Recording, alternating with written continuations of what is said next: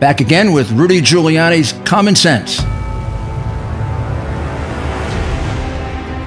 It's our purpose to bring to bear the principle of common sense and rational discussion to the issues of our day.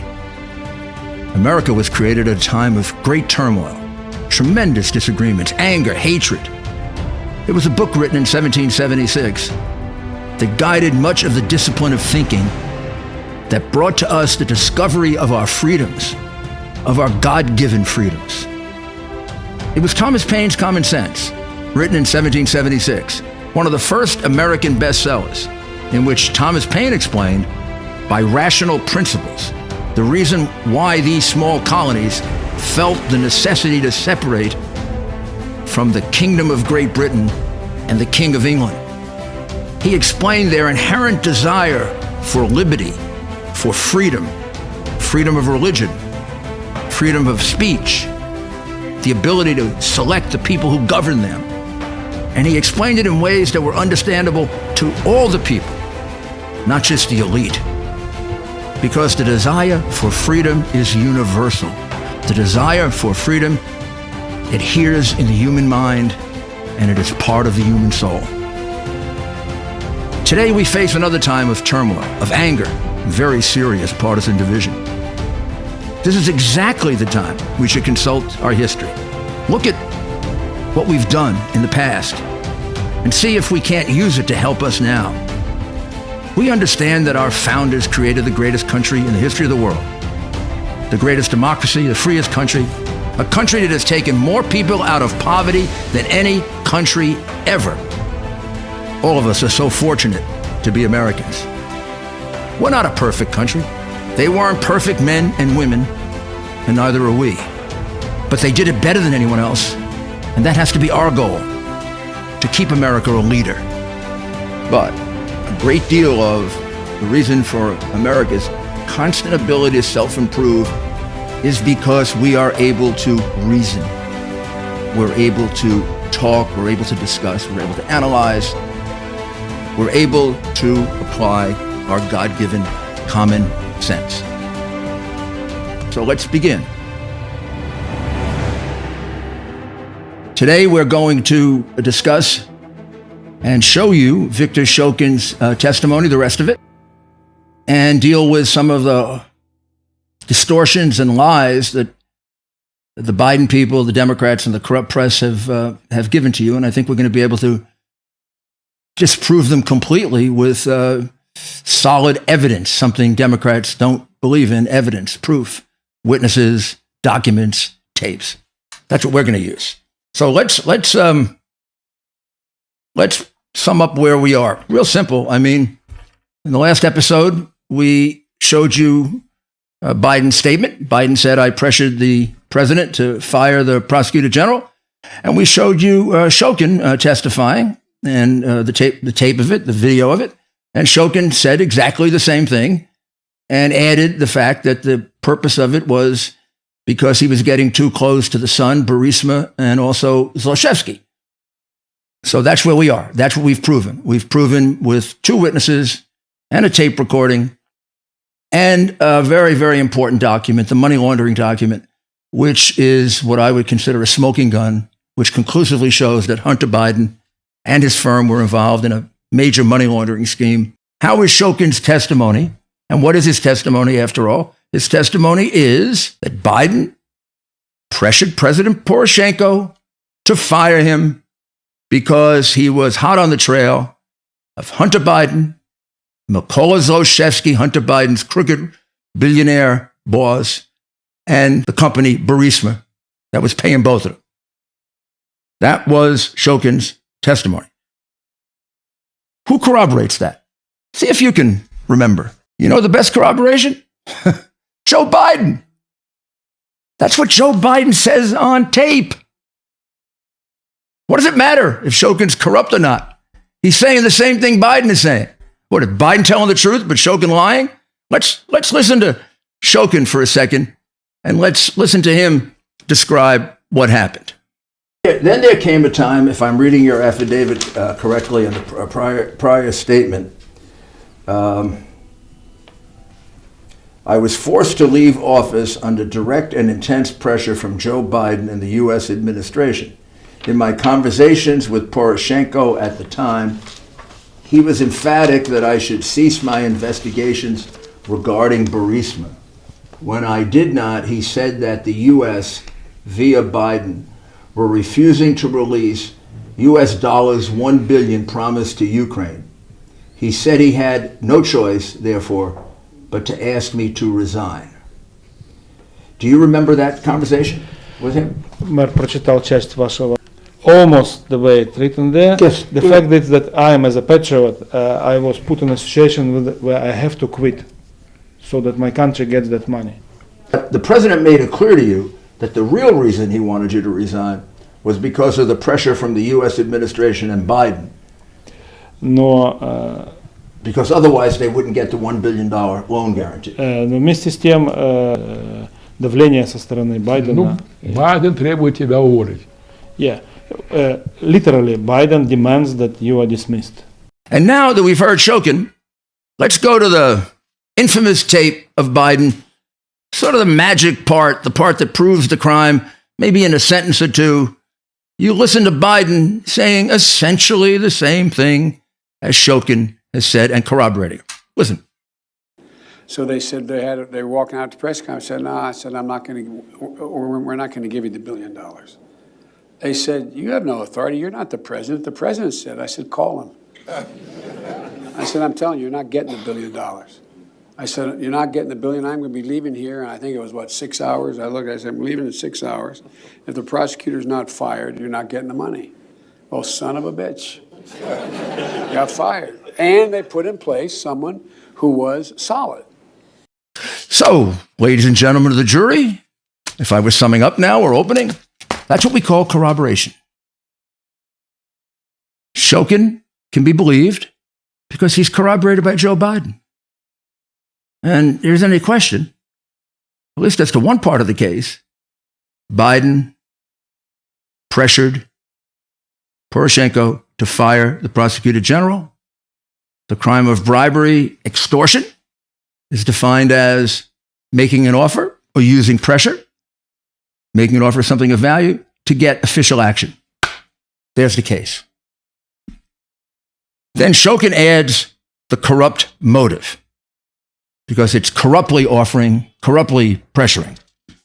And the corrupt motive was because he was on the heels of Hunter Biden, the big, gigantic Burisma company, and Zlochevsky risking maybe having to lose that $5 billion that he stole.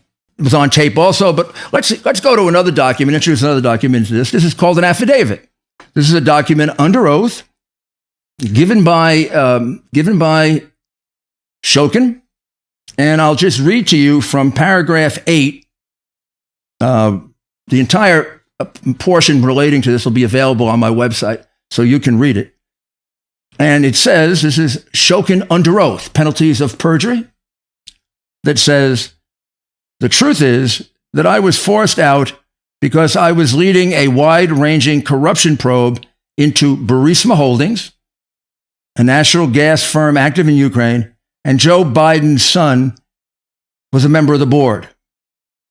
I assume Burisma, which was connected with gas extraction, had the support of the U.S. Vice President Joe Biden because his son was on the board of directors.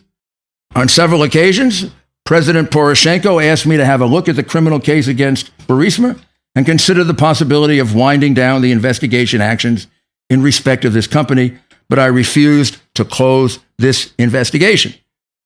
Therefore, I was forced to leave office under direct and intense pressure from Joe Biden and the U.S. administration.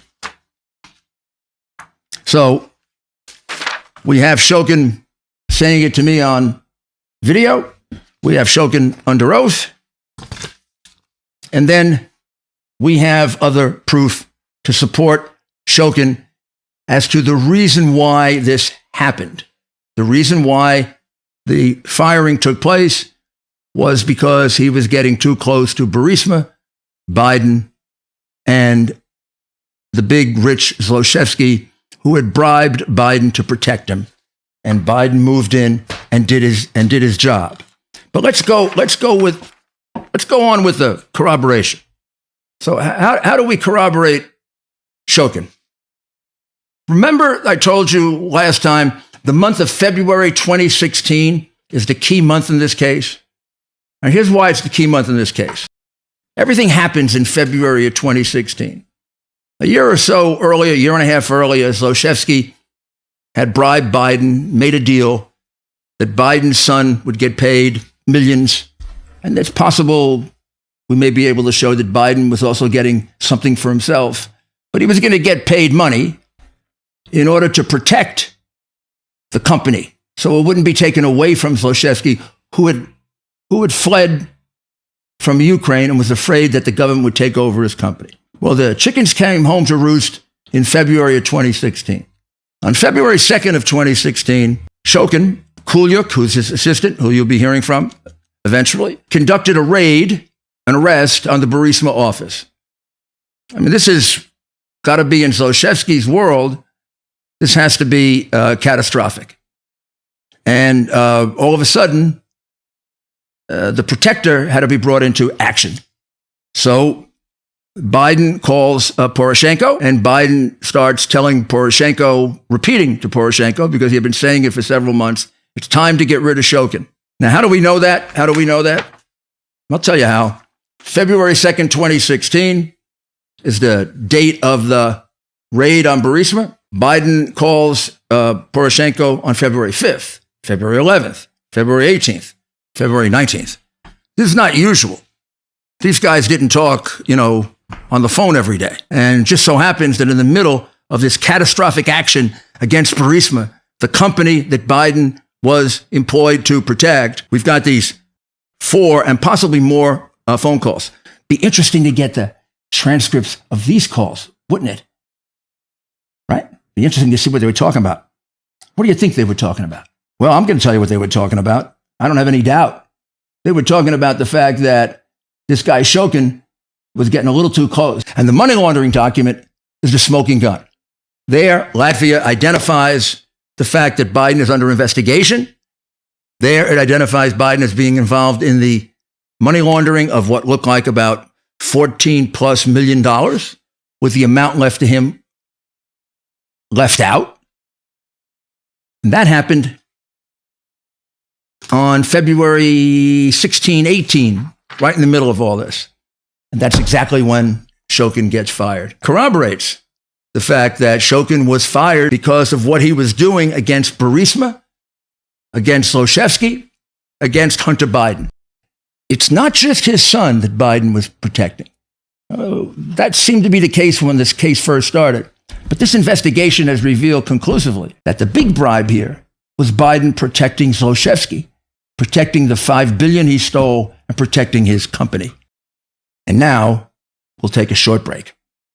For those of you who know me, in addition to law and politics, I'm passionate about the Yankees, baseball, football, all sports to watch, golf to play, history to read, opera, classical music to listen to and watch, and cigars to relax and socialize. And I have very definite opinions on the best cigars for the right time and the right place. But the revolution in cigars took place in the 1990s. Most cigars then were machine-made with foreign ingredients. Now it's just the opposite. Most are hecho a mano, man-made, and all organic, natural, and premium. This revolution was led by one man, and one man alone, and his magazine, Marvin Shanken and his Cigar Aficionado magazine. Marvin had been rating wines quite successfully for Wine Spectator magazine, and he brought the rating system, Wine Spectator, to Cigar Aficionado. The first cigars rated in the 90s were soon gone, quick. Even now, the first thing I do when I get my Cigar Aficionado edition is I immediately go look at the ratings. I go look for 92, 93, 94, and I go try them. This quality comparison system revolutionized the cigar industry, and quality rose to the top. Then there's the Cigar of the Year edition. 25 selected, only one number one. The top ones are going to be hard to get. So subscribe to Cigar Aficionado right now through the link on our website. And then go get the ones that are left or order them and smoke them and see if you agree with the ratings and let me know. Sometimes I do agree. And when I don't, I let my opinion be known to Marvin. He listens very, very intently. And then he says to me, Rudy, stick to the law. Also, along with Rated Cigars, Cigar Aficionado has articles on politics, sports, interesting profiles, and Marvin also has Wine Spectator, which I mentioned, and a Whiskey Advocate. So if you like wine, bourbon, scotch, vodka, etc., it's a great guide to the best quality. Subscribe now to Cigar Aficionado through the link on our website. You're going to really enjoy it. It's a great read. Thank you.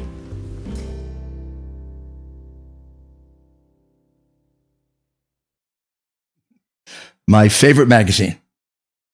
Welcome back. So I know you've seen this before, but let's now take a look one more time at that money laundering document, which is the smoking gun. It makes it clear that Hunter Biden, Burisma were under investigation. If there's any doubt in anybody's mind about that now. And beyond that, you will see in future episodes, including the next one, that Shokin is corroborated by 1, 2, 3, 4, at least 4 witnesses on the point that he was fired because he was investigating Biden, Zlochevsky, and Burisma. There is no question about it. One of the other pieces of proof that corroborates Shokin are the lies that the Bidens have told. In the context of a criminal case, when you lie about it, it's called a false exculpatory statement, and it can be used in evidence against you to show consciousness of guilt, to prove that corrupt. Where, remember I said, to prove bribery, you have to show corruptly offered something of value in exchange for official action. Well, one of the things that can prove corrupt is how many times you've lied. The lie can be used against you as, they call it, evidence of a guilty mind, evidence of a corrupt mind. So here are the lies we've been hearing over and over again. Gosh, the charges are debunked.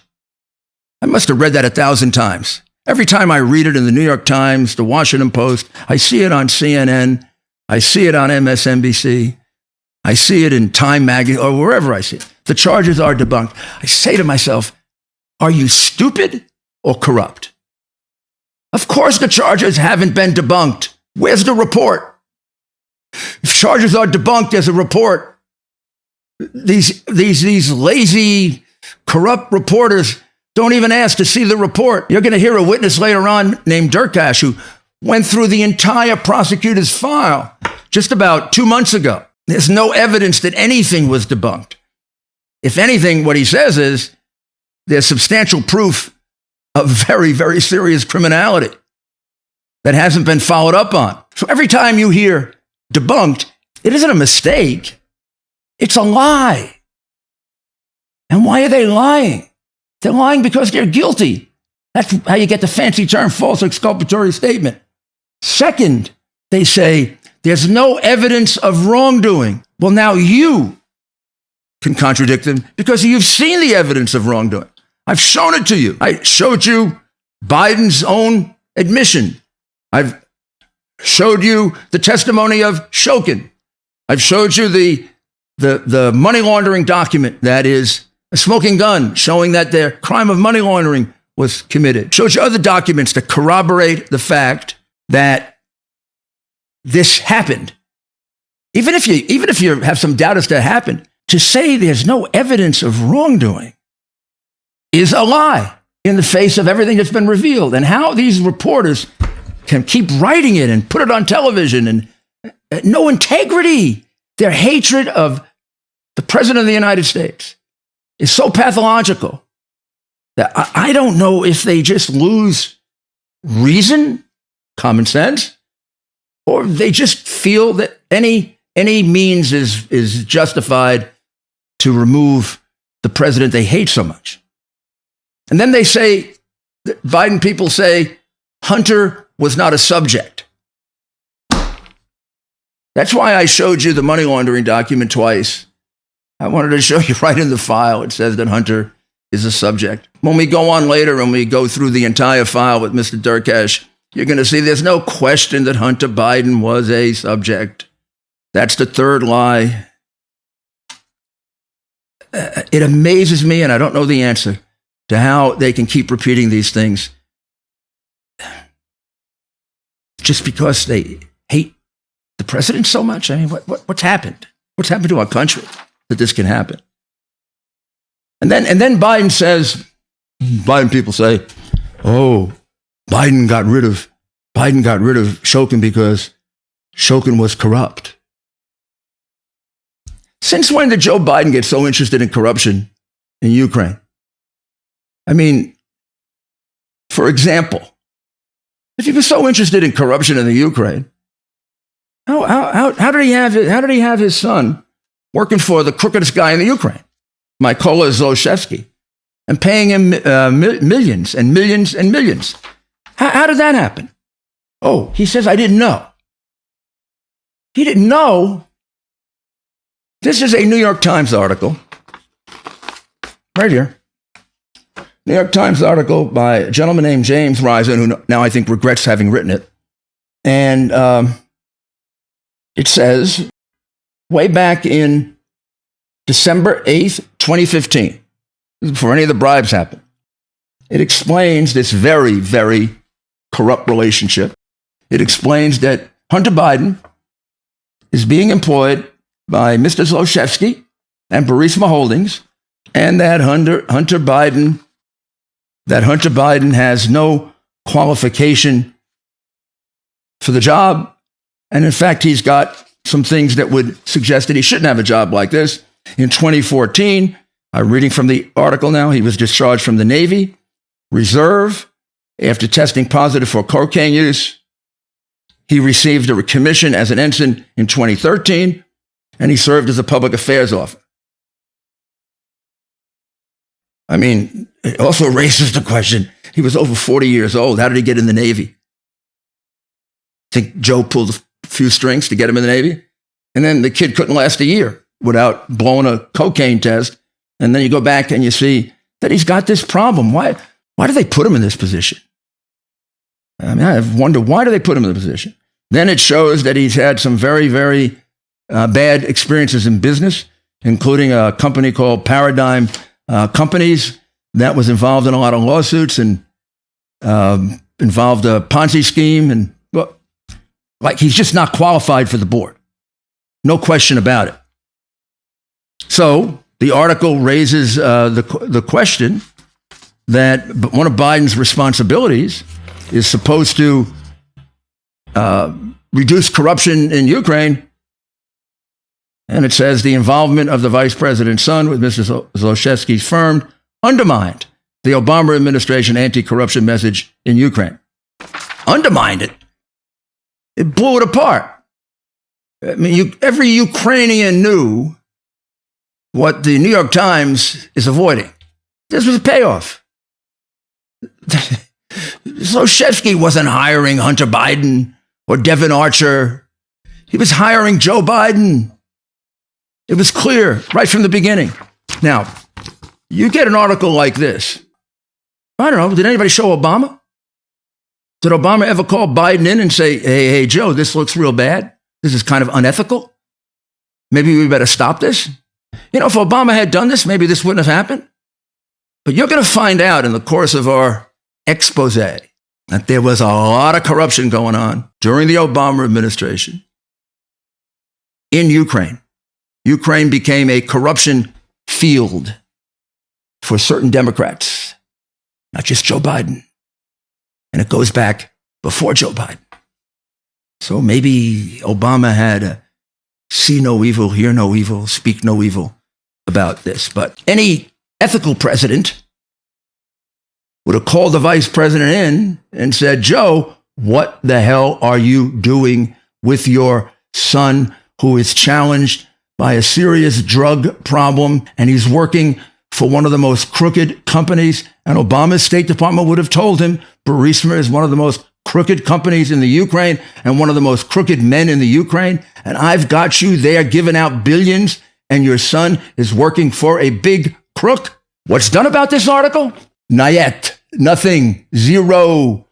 never followed up by the press, never followed up by Obama, never followed up by law enforcement. What's ever happened to law enforcement? Where is it? Imagine if the name here were Trump. Imagine. This is so indicative of a major problem that we have in our country, that this article gets printed and absolutely nothing is done about it. So he had to have known that his son was involved with Burisma. And Obama had to have known. So when he says he didn't know, that's another of his many lies. There's a pattern to what's going on here. It's not just coincidence. Point man really means something, and it's going to mean something criminal. What point man means is Obama, every time he appointed Biden, Biden failed in his mission for the U.S., and the Biden family enterprise came out with millions. In Iraq, he was named point man. He failed to get a status of forces agreement.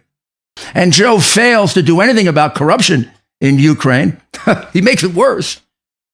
And he does nothing about Russia.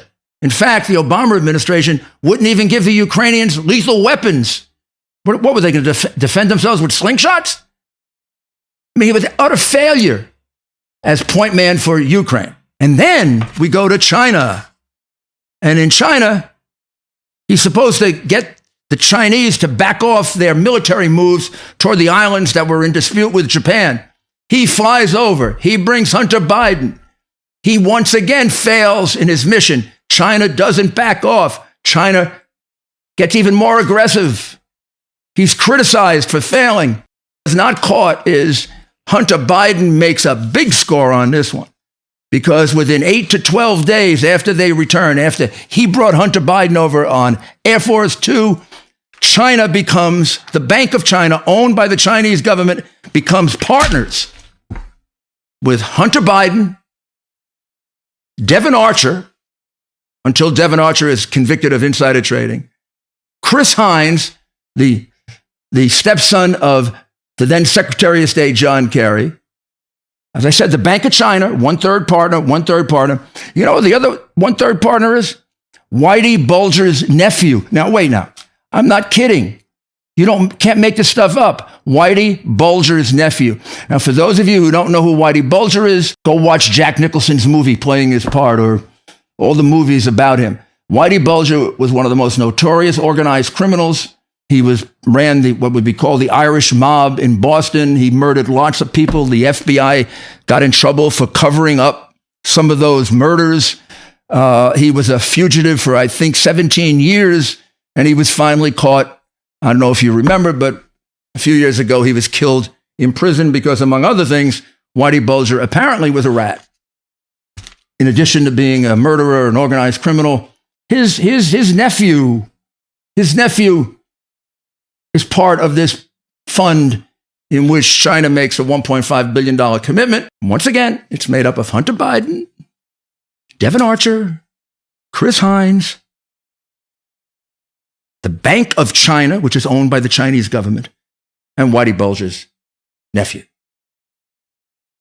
the son of the Vice President of the United States, who's supposed to negotiate tough and hard with China, has a son who's a business partner of the government of China. And nobody cares. Is there something wrong with us? Yes, we'll go into that in later episodes. It's called the double standard, and it's disgusting, and it is destroying, eviscerating justice in America. Everything I just told you about Iraq and about, well, we know about Ukraine and about China, you're going to say, well, what does that have to do with this? We call those in the law prior similar acts. They're used to show your intent. They're used to show your tendency toward corruption. I believe they'd be admissible in this case. It'd be an argument with the judge, but they'd be admissible in this case. Certainly the first one, certainly the Iraq one. But there's another way it could be done. This case could be a racketeering case. Racketeer Influence Corrupt Organization. RICO is the name. Something I know something about. You should know that I was the U.S. attorney who first used the racketeering statute against white-collar crime, against public corruption, against the Teamsters Union, and got control of the Teamsters Union away from the mafia. And I used it to convict the commissioner of the mafia. So I know a lot about the RICO statute. This is a classic RICO case. It would be called the Biden family enterprise. Basically, over a period of years, even going back to when he was in the Senate, which we don't have to go into now, and his family monetized his public office, which means they sold it. And they made hundreds, then thousands, then millions, and then who knows how much. Whether it was the Senate office or his vice president's office, they sold it. There are 3 incidents we've talked about in the Obama administration. There are 2 or 3 that I can think of just off the top of my head before he became a vice president. They're all in the newspapers. They all were ignored. They all involve the same pattern. James or Hunter or some friend involved with them is selling his office. They really don't want that person. That person has no qualifications. But they're paying off Joe to have Joe's influence. There's a bank that did it. I mean, that's what I call a RICO case. So we just take the 3 we've talked about. Each one becomes a RICO predicate. The crime is Hobbs Act extortion, bribery, fraud. It's a very, very good case. Strong evidence, fits RICO perfectly. And you say to yourself, how is it possible that Donald Trump gets impeached for non-impeachable offenses and Joe Biden isn't even being investigated for crimes that are right in your face? It's because of the double standard, which we'll discuss in later episodes. I think you know what I mean. You know, if the name here were Trump, I wouldn't be having to advocate this way for us just to do the right thing, just to do justice, just to vindicate the honor of the United States of America, which in each one of these countries where the office of vice president was sold, America was made to look foolish. America was made to look corrupt. Every time Biden went to Ukraine and said, don't be corrupt, every Ukrainian laughed at him and they laughed at us. It's got to change. They've got to be held to account. And that's what we're going to continue with. In the next episode, we'll bring you another very, very important witness, and you'll get to hear him. You'll get to hear evidence. Documentary, witness, tapes, none of this Democrat, this person said to this person, said to that person, none of this anonymous whistleblower. We got people who are willing to come to the United States or are in the United States. They're willing to get on a witness stand. They're willing to take an oath. Some of them have already done it, and they're willing to tell you that there was a massive crime and crimes that went on in the Ukraine. And it's just going to get bigger and bigger and bigger, and you're going to be surprised at how big it gets. So thank you very much for listening, and we'll be back with you very soon.